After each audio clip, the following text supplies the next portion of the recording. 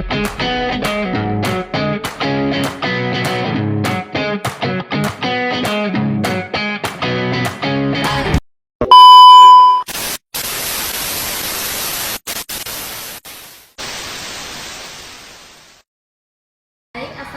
warahmatullahi wabarakatuh.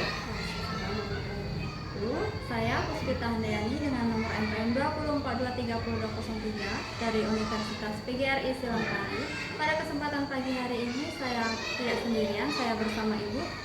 Nama saya Sri Wahyuni, guru kelas 1 di SD Negeri 64 Lubuk Linggau.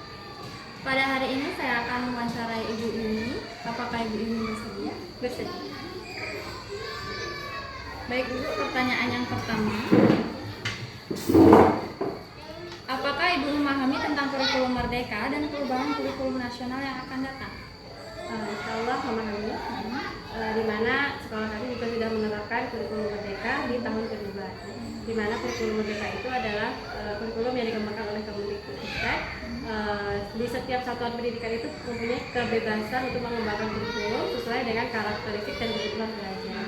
Kalau misalnya kurikulum yang akan datang, saya rasa saat ini masih berpatok di kurikulum Merdeka, belum ada wacana untuk merubah kurikulum. Apakah ada lagi? Sudah? Baik, pertanyaan yang selanjutnya. Bagaimana pandangan Ibu tentang kurikulum Merdeka dan perubahan kurikulum nasional yang akan datang? Pandangan saya tentang kurikulum Merdeka, saya rasa cukup baik kurikulum ini diterapkan, ya. Karena kurikulum ini bersifat fleksibel, ya. Selain itu juga ada 3 karakteristik atau 3 prinsip dari Kumar. Yang pertama, Kumar ini fokus pada muatan esensial. Jadi setiap sekolah itu punya kebebasan muatan materi apa yang akan dia berikan kepada peserta didiknya. Nah, yang kedua itu ada pengembangan karakter. Jadi ada 6 dimensi profil pelajar Pancasila yang diharapkan dari kurikulum Merdeka, dari mana 6 dimensi ini harus dimiliki oleh setiap peserta didik. Nah, yang ketiga, Kumar ini bersifat fleksibel.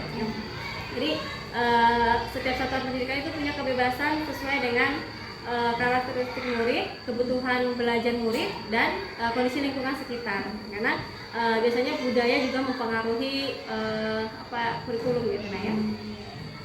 Kalau untuk kurikulum ke depan, kalau yang diwacarakan Pak Menteri itu deep learning gitu ya. Nah, deep learning itu bukan merupakan kurikulum ya, tetapi hanya sebuah pendekatan yang melengkapi kurikulum Merdeka.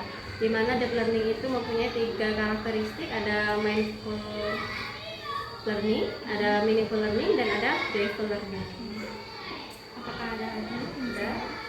Jika tidak ada, saya lanjut pertanyaan selanjutnya, yaitu perbedaan apa yang mendasar yang Ibu rasakan dan implementasi antara kurikulum 2013 dan kurikulum Merdeka saat ini? Perbedaan dari kurikulum 2013 dan kurikulum Merdeka. Jadi kalau kurikulum 2013 itu fokus pembelajarannya itu berbasis tematik, ya. Dimana kalau berbasis tematik itu beberapa mata pelajaran digabungkan menjadi satu dan dibuat satu tema. Nah, harapannya di K13 ini kemampuan peserta didik itu mulai dari pengetahuan, keterampilan, dan sikap itu seimbang. Sedangkan di kurikulum Merdeka lebih bersifat bebas ya.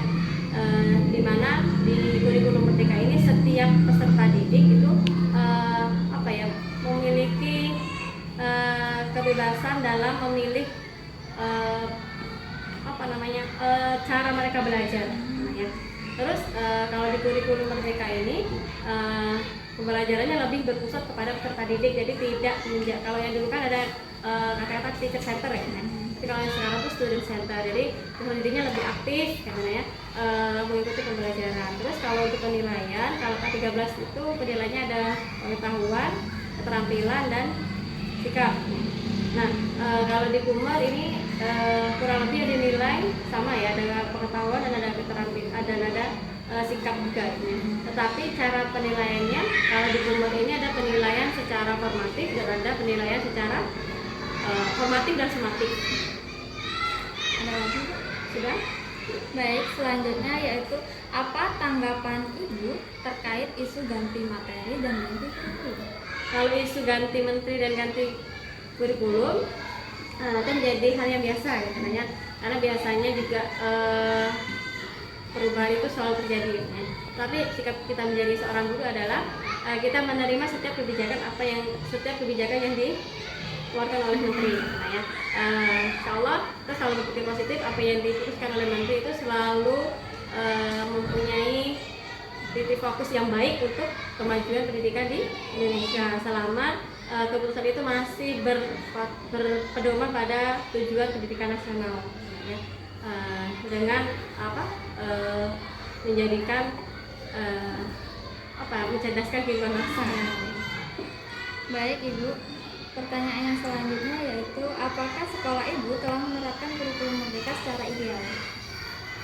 Sampai saat ini insya Allah ideal. Tapi kalau misalnya masih ada kekurangan, gitu ya, kami terus belajar supaya setiap kekurangan itu dibenahi, ya, sehingga penerapan komunitas itu bisa berjalan lebih baik dan lebih maksimal lagi.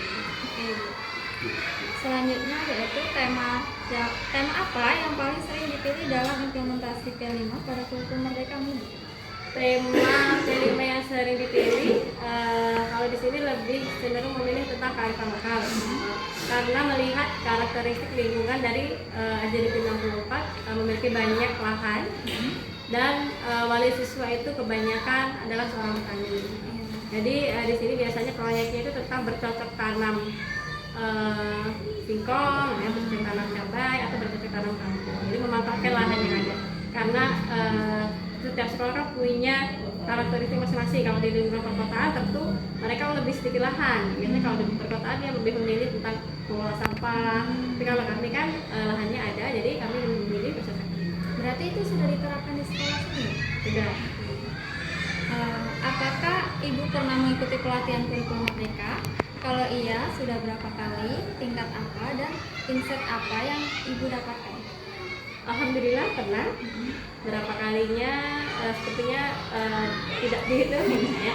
Terus tingkatnya ada yang tingkat skala kota, ada tingkat skala nasional. Kalau nasional itu biasanya kami lewat webinar. Ada yang pembelajaran mandiri. Insya Allah pernah mengikuti pelatihan, ya. Untuk berapa kalinya sepertinya tidak terhitung. Tingkatnya pernah mengikuti tingkat kota dan tingkat nasional itu melalui webinar. Sering juga kami ini diinstruksikan oleh kepala sekolah itu belajar secara mandiri di aplikasi PNM. Memang perintah dari kementerian setiap guru itu mengakses PNM untuk meningkatkan kompetensi guru. Nah, insight yang didapat, yang saya dapat dari pelatihan tentang kurikulum Merdeka, bahwasanya pelatihan itu membuka cakrawala berpikir kami seorang guru, ya. Bahwasanya seorang guru itu tidak hanya mengajar, ya, tapi juga mendidik. Seperti yang didefinisikan oleh Bapak Pendidikan Nasional, yaitu Bapak Ki Hajar Dewantara, bahwasanya mendidik itu adalah menuntun segala kodrat yang dimiliki anak agar ia selamat dan bahagia, baik menjadi manusia maupun menjadi anggota masyarakat. Nah, dalam hal menuntun ini tentu seorang guru juga tidak boleh memaksakan kehendak kepada murid, ya. Karena setiap murid itu punya keunikan masing-masing yang diberikan oleh Allah. Jadi guru hanya bertugas sebagai penuntun. Ya, kalau misalnya mereka bersalah, maka kita yang menjaga mereka supaya tidak bersalah. Kalau misalnya mereka lurus itu jatuh ke jurang, maka kita arahkan ke belok, ya. Maka itulah tugas menjadi seorang guru. Jadi bukan hanya mengajar tapi mendidik. Apakah ada sampaikan lagi? Mungkin kalau tentang tidak boleh memaksa kepada murid tadi, ada sebuah kata-kata bijak, ya, bahwasanya setiap biji jagung yang tumbuh itu tidak akan tumbuh menjadi tanaman padi. Tentu juga biji padi juga tidak akan tumbuh menjadi tanaman jagung. Begitu juga murid, ya. Jadi kita jangan paskan murid itu ternyata kita paskan murid ini tuh pintar matematika. Ternyata minat dia bakat dia itu di olahraga. Jadi memang tugas kita dari awal itu memang mencari tahu anak ini lebih cenderung kemana. Jadi kita arahkan dan kita arahkan. Jadi jangan dipaksa. Kalau dipaksa nanti anak tidak akan merasa bahagia. Terus kita juga mungkin akan merasa harapan kita tidak terpenuhi. Apakah proyek apa saja Bu yang pernah dilakukan di sekolah ini? Kalau proyek skala di kelas, ya, yang dilakukan itu tentang membuat buku harian khusus kelas 1, karena memang SDDP 64 prioritasnya itu meningkatkan literasi anak, ya.